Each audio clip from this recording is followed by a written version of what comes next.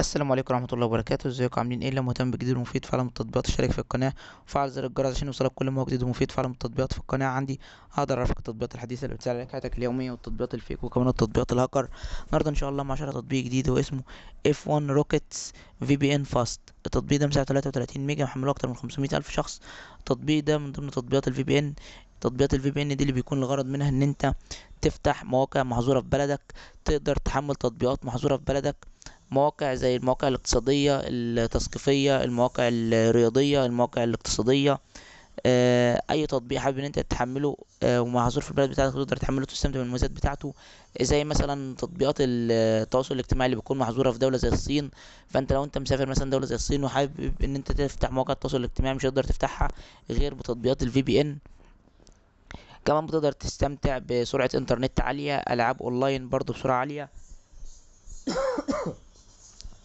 تقدر تشغل آه، تفتح اي شبكة انترنت سواء شبكة عامة او شبكة خاصة بدون ما يظهر لصاحب الشبكة او المتحكم في الشبكة الاي بي ادريس بتاعك.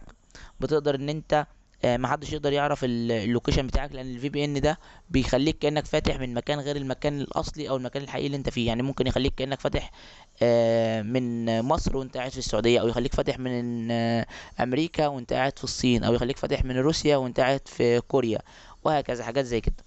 ده كده يكون الغرض من التطبيق والمميزات بتاعة التطبيق. عيوب التطبيق انه بيتضمن اعلانات وبيطلب منك الاشتراك وشراء التطبيق، بالاضافه لان التطبيق بيكون باللغه الانجليزيه ومفهوش لغه عربيه، بالاضافه لان التطبيق ده تقييمه حوالي 3 نجوم و4 من 10. يعني تقييماته قليله. يعني من ضمن التطبيقات اللي انا ما برشحش الناس ان هي تحملها، لان التطبيقات اللي بتكون التقييمات بتاعتها قليله او النجوم بتاعتها قليله بتكون كلها عبارة عن اعلانات، بتكون محتاجة اشتراك واشتراك عالي. بتكون الناس حاولت ان هي تشغلها ومعرفتش تشغلها علشان في صعوبة في تشغيل التطبيق، حاجات زي كده كتير. فده كده الغرض من التطبيق، وده فائدة التطبيق ومميزات وعيوب التطبيق. لو عجبك شرح التطبيق يا ريت تدوس لايك للفيديو. لو عايز شرح التطبيق معين يا ريت تسيب لي في الكومنت. لو اكتشفت ميزه او عيب للتطبيق فاي تحديث من التحديثات القادمه اكتبها في تعليقات الفيديو. بمناسبه لو اكتشفت ميزه او عيب، فانا لاحظت ان في ناس بتكتب لي تعليقات على فيديوهات نازله بقالها فتره طويله ويقول لي في مميزات او في عيوب للتطبيق انت مش قايل عليها في الفيديو.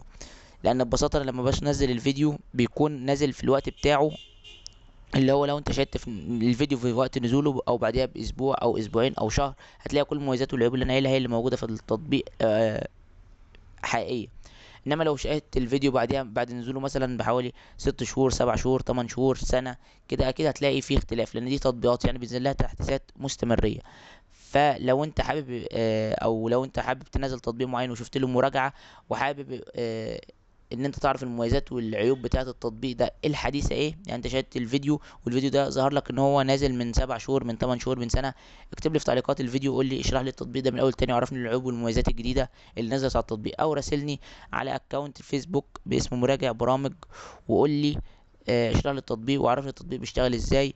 ولو انت مشترك في اي تطبيق وحابب انت تلغي الاشتراك عرفني برضو وانا هقدر اساعدك وهقدر افيدك ان شاء الله.